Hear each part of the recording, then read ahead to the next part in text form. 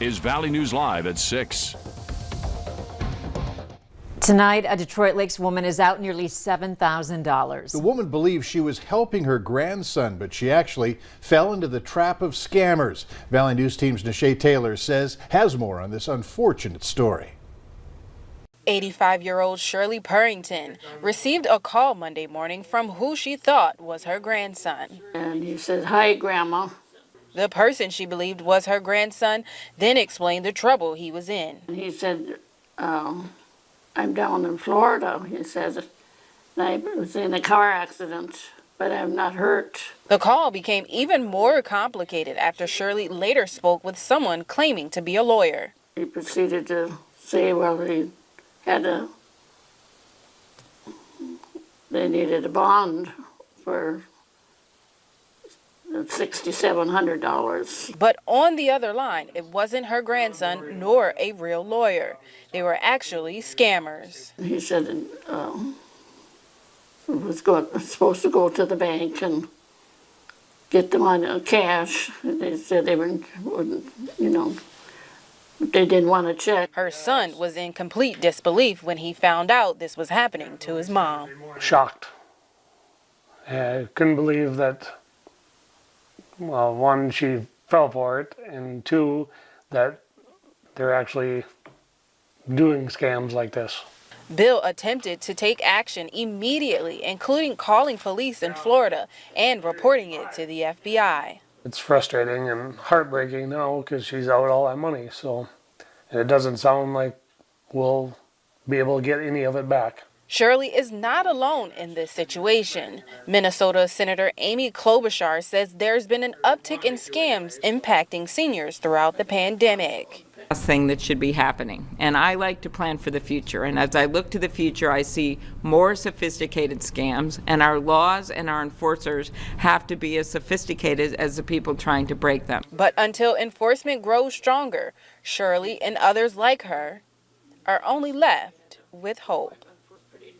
In Detroit Lakes, Nisha Taylor, Valley News Live. There have been more than 400,000 scam complaints made to the Federal Trade Commission, and according to AARP, scammers have stolen nearly $400 million during the pandemic. How many is too many when it comes to dogs and cats in a home? Dilworth leaders will consider a proposal next Monday to limit the number of pets per household. The proposal calls for no more than 4 or more dogs or cats, or a combination of both. It does provide for an exception for sheltered and or abandoned animals if the owners apply for a permit through the police department. If approved, it would align with what Moorhead already has on its books. Look for more on this story tonight on Valley News Live at 10. We're not done with showers, and judging by what I'm hearing for Monday and Tuesday of next week, there's another kind of precipitation that we'll be dealing with. Hutch is here now to talk about tonight's conditions. Hutch? Well, it's very soggy as we look off to the east of the Red River Valley and Lakes Country, where we have reports of 1 to 3 inches of rainfall. It's still raining in these areas. Fargo picking up over 1/2 inch, and Grand Forks actually getting into the picture with a few tenths as well, as the rain showers are pushing into Crookston now, where you see the yellows. It's fairly heavy. Notice another batch of showers pushing right into the FM area as we speak. So we're going to add to our rainfall totals here in the central Red River Valley and northwest Minnesota, having a shot at some showers tonight as well. It's been very dry in Stutsman County. Tomorrow, wind advisory, and in the western and central Dakotas, that fire danger will remain extremely high because they have gotten little to no rain here in the last 24 hours. 50s in the Devil's Lake Basin and James River Valley, 40s for the rest of us.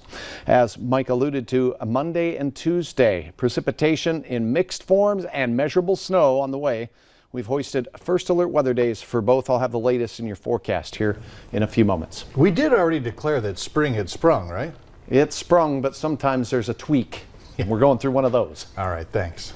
A scary situation for a family and first responders as a 1-year-old girl and her mother were hurt in a house fire. It happened around 9:30 last night in Verndale, Minnesota. The child was trapped upstairs. Her mother tried to go to her room but couldn't get to her. Firefighters were able to rescue her through a window. She was flown to Hennepin County Medical Center for treatment. Her mother was also treated for smoke inhalation and burns. Fargo Fire is asking people to be more careful, saying smoking materials continue to spark trouble in the city. We want to show you some pictures. They show fires which were caused by discarded cigarettes. Last year, there were 19 such fires in Fargo, and firefighters say this continues to be a trend in the first quarter of this year. Of all the fires in 2020, 153 were accidental. The fire marshal says fires caused more by smoking are 100% preventable. The best thing is to put a cigarette butt in a metal container or an ashtray with sand in it. Soak the cigarette butt in water before throwing it out. Don't use a coffee container or potting soil because they're flammable. And never throw your cigarette out the window. Coolers that are being left at the end of driveways and used as drop-off containers for school lunches are being taken. Barnesville police posted on Facebook saying they believe people coming to town for cleanup week are taking the coolers, thinking they're trash. Police suggest that you attach the cooler to a tree or a mailbox or make a sign letting people know what it's being used for. Slow down, Minnesota. That's the message state safety leaders are trying to get across to you drivers. Figures from the state show 84 people have died on Minnesota roads so far this year. That compares to 76 people at this time last year. There have been 35 speed-related fatalities this year compared to 19 at this time a year ago. Instead of going to the lake or going to the cabin or going up north for the weekend, many families are going to wind up going to funerals. Authorities believe the steady rise in speeding-related deaths is tied to the return of people driving after cutting back because of the pandemic. The state is partnering with law enforcement agencies from across the state to help patrol the highways and have invested more than $1 million to do so. In tonight's Legislative Watch, North Dakota senators have approved a bill that removes the requirement to retreat before using deadly force.